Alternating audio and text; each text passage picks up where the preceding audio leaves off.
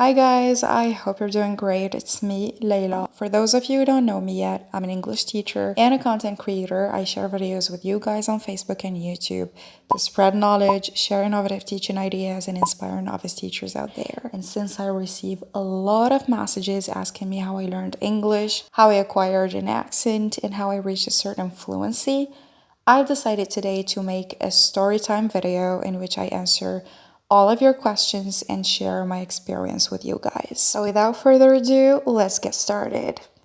So, first things first, my journey of learning English started when I first got introduced to it in middle school.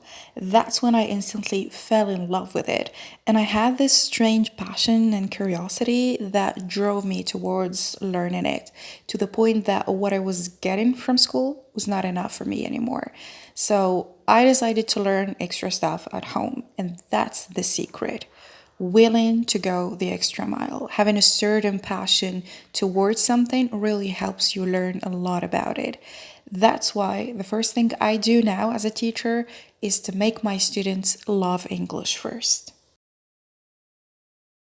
Now, the sources I had at the time were pretty much limited. We're talking here about a girl who was only 12, 13 years old, something like that, with no laptop nor internet access. All I had was a TV and few channels that were suitable for my age back then, like NBC3. So I remember watching Lazy Town, for instance, Ice Age, and stuff like that. And I remember having a notebook in which I wrote the sentences that really caught my attention.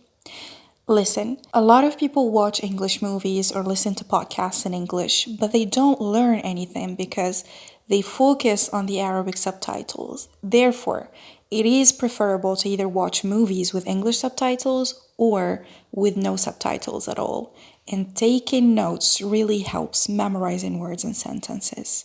Remember, the goal here is to listen carefully and focus on the language.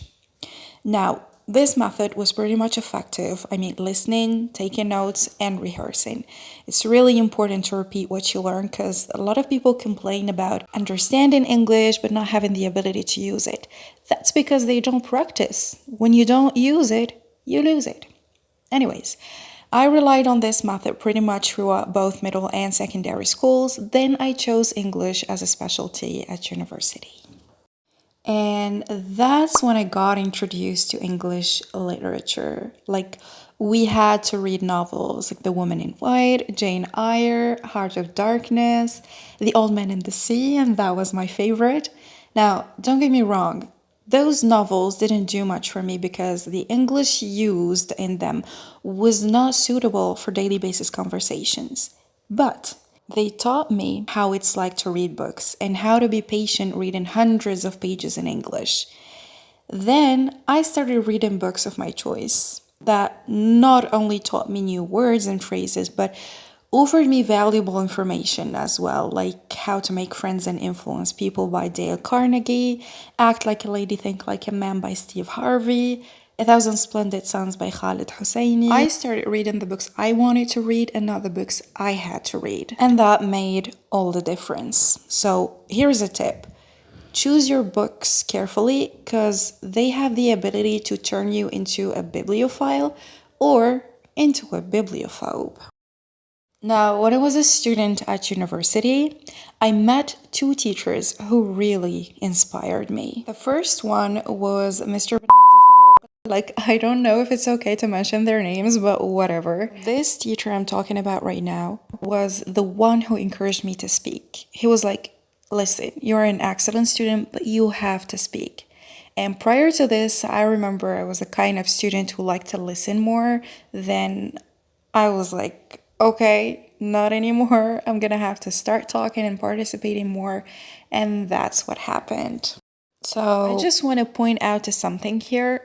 When you embark on a journey of learning English or any language, you have to speak. Even if you don't have the right answer, even if your accent isn't that pretty, even if you make a lot of mistakes, even if you're not comfortable talking in public, whatever your excuse is, forget about it and just talk.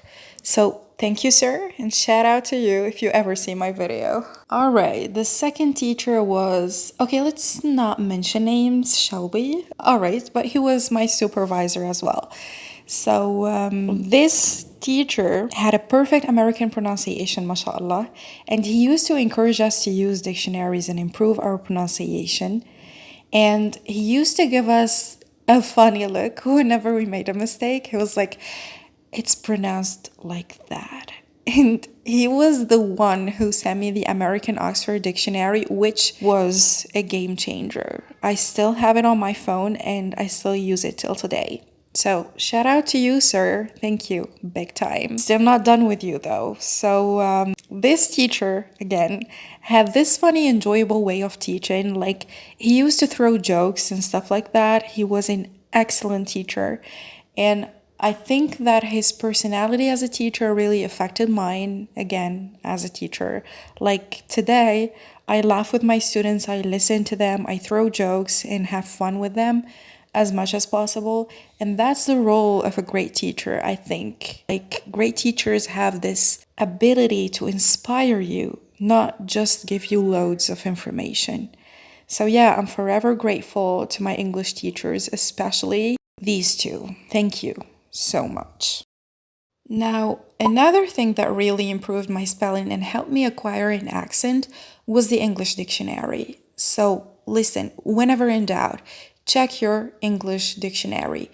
You'll discover that you've been pronouncing some words wrong your entire life.